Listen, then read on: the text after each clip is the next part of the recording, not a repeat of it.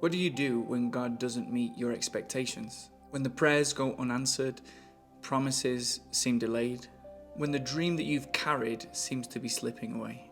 John the Baptist knew what it was to wait. He had given his life for one message: prepare the way of the Lord. And now he sat in a prison cell waiting for the kingdom to break in, but it didn't come the way he expected. So he sent his disciples to Jesus with one piercing question: are you the one, or should we be looking for another? And Jesus' answer: blessed is the one who is not offended in me. The offense of God is real. He does things in a way that we don't understand. He moves in ways we could never choose. He asks for trust when we demand an explanation. And in that moment, the choice stands before us. Do we stumble over him, or do we trust him? You know, Jesus was always a stumbling block.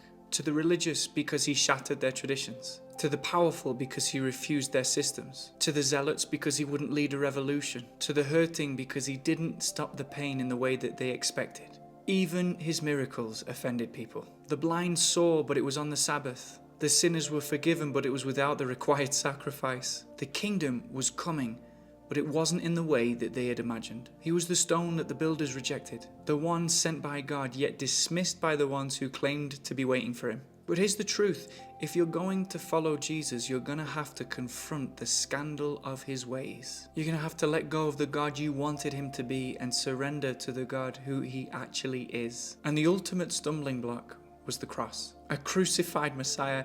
It made no sense. The Savior of the world hanging, bleeding, dying. Impossible. And yet this was always his plan. Not power, but sacrifice. Not thrones, but thorns. Not conquest, but surrender. They mocked him as he hung there. He saved others, they said, but he can't save himself. But they didn't understand. He wasn't trying to save himself, he was trying to save us. The greatest scandal of all of this is that the highest victory was won in the lowest place. And if we cannot accept the cross, we cannot follow him. You know, when God speaks a word over your life, it will be tested. In the Old Testament, Joseph had a dream about ruling, but before the palace came the pit and the prison. Abraham was promised a son, but decades of barrenness stood between the promise and the fulfillment. And John the Baptist declared the coming of the kingdom, but his life ended in a dungeon. And you have received a word from God. You've seen a glimpse of his plan. But now the silence is loud, the prison walls feel tight, the waiting feels endless. Will you be offended? Will you demand that he fit into your expectations? Or will you trust that the one who promised is faithful? Because this is where faith is refined. Not in the moments of clarity, but rather in the moments of mystery. The question isn't, will God be faithful? The question is, will you trust him when you don't understand? Offense is easy. Trust is harder. It requires surrender.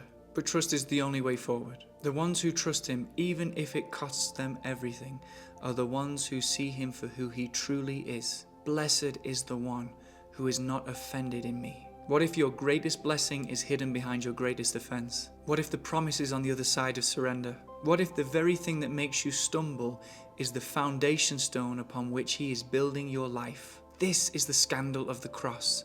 It's the offense of the kingdom. It is the way of Jesus. Will you follow?